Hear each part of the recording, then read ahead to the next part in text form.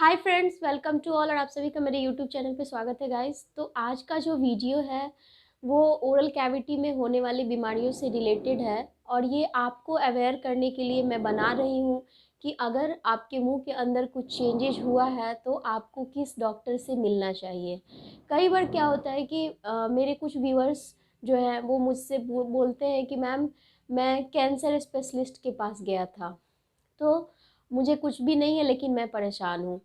तो मैं आपको बता दूं कि जो ये मेडिकल फील्ड है उसमें जो है अलग अलग विभाग होते हैं प्रत्येक चीज़ को देखने के लिए। ठीक है, तो जैसे कि ओरल कैविटी के अंदर अगर कोई चेंज हुआ है तो उस चेंज को सबसे ज़्यादा जो विभाग स्टडी करता है वो विभाग है ओरल पैथोलॉजी डिपार्टमेंट। तो जैसा कि डेंटिस्ट्री में 9 ब्रांचेज हैं और उन 9 ब्रांचेज में से ये एक ओरल पैथोलॉजी डिपार्टमेंट जो है वो डिजीज़ को डील करता है। मींस डिजीज़ को ही 3 इयर्स के लिए अपने मास्टर डिग्री कोर्स में उसे प्रत्येक तरह के डिजीज़ के बारे में ही पढ़ाया जाता है। तो ये उनके लिए जो होता है ये काफ़ी अनुभव भरा रहता है, क्योंकि उन्होंने अपने 3 साल के मास्टर कोर्स में जो है वो सिर्फ़ और सिर्फ़ ओरल लीजन्स को पढ़ा है। Oral lesions in the sense apart from root canal treatment, apart from conservative dentistry, या फिर आप यूँ कह लें दाँत को छोड़ कर के, मीन्स सिर्फ़ दाँत के अंदर की बीमारी को नहीं बल्कि जो पूरे जबड़े का स्ट्रक्चर है उसमें होने वाली बीमारियों को, और जो म्यूकोसा में जो बीमारी होती है उन बीमारियों को, कौन सी बीमारी किस प्रकार की होती है, इस प्रत्येक सवालों के लिए उनको स्टडी किया जाता है। ये पीजी के 3 इयर्स कोर्स में वो स्टडी करते हैं।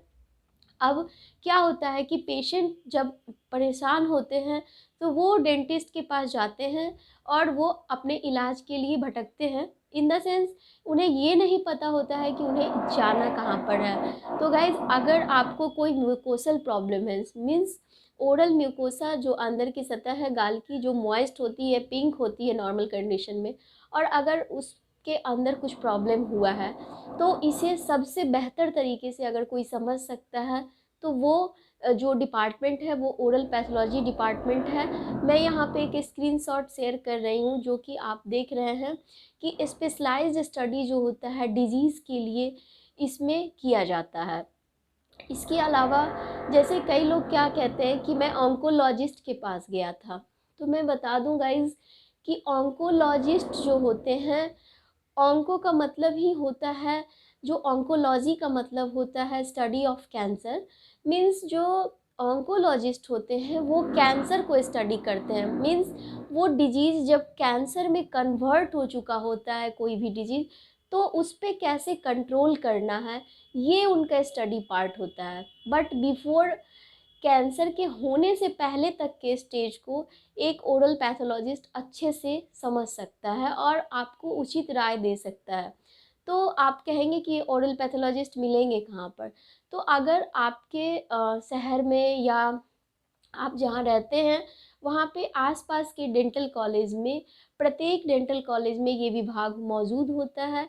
तो अगर आपको कोई प्राइवेट प्रैक्टिशनर नहीं मिल रहे हैं या कोई ओरल पैथोलॉजिस्ट जो प्राइवेट प्रैक्टिस नहीं करते हैं तो आप डेंटल कॉलेज में जाके और ओरल पैथोलॉजी विभाग में जाकर अपने ओरल कैविटी का एग्जामिन, अगर आपको डाउट है कि उसमें कोई चेंज हुआ है जो कि आप भटक रहे हैं और आपकी समस्या का समाधान आपको नहीं मिल रहा है, तो आप वहाँ जाके भी अपनी बीमारी को दिखा सकते हैं।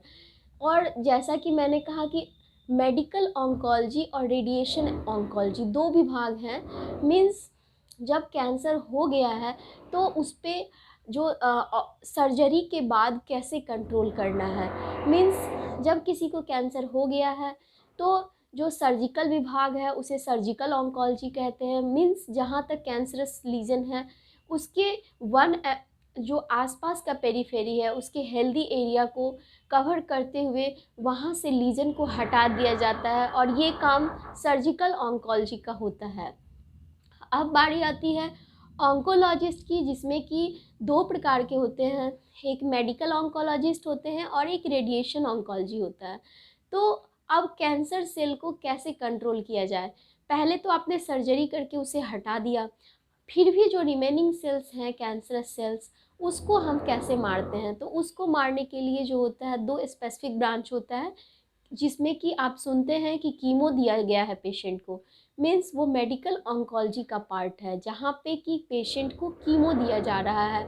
और कई बार आप सीखते हैं कि पेशेंट का सर्जरी के बाद सेकैया हो रहा है, आम आदमी की भाषा में मैं बता रही हूँ, तो उसे हम लोग उस विभाग को रेडिएशन ऑन्कोलॉजी कहते हैं।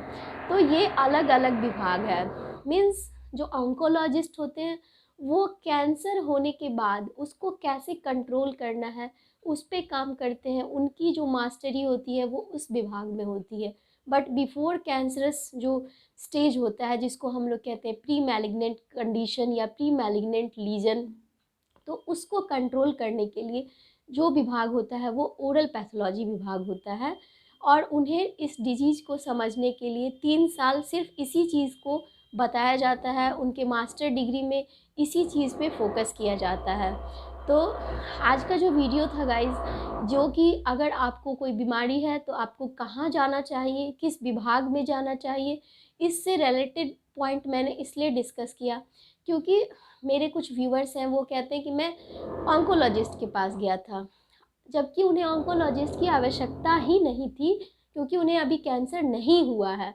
वो अपने ओरल कैविटी के हेल्दी सिचुएशन नहीं होने के कारण परेशान है।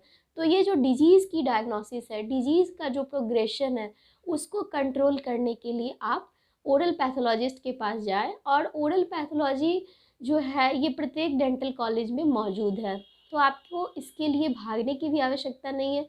अगर आपके शहर में कोई प्राइवेट ओरल पैथोलॉजिस्ट नहीं है तो आप कॉलेज के ओरल पैथोलॉजी डिपार्टमेंट में जाके वहाँ से आप सलाह प्राप्त कर सकते हैं और वहाँ से आपको उचित सलाह मिल जाएगी। तो उम्मीद करती हूँ गाइज़ कि ये वीडियो जो है आपके लिए हेल्पफुल रहा होगा, और आगे की जानकारी के लिए आप मेरे चैनल को लाइक शेयर एंड सब्सक्राइब ज़रूर कर लें। Thank you so much for watching.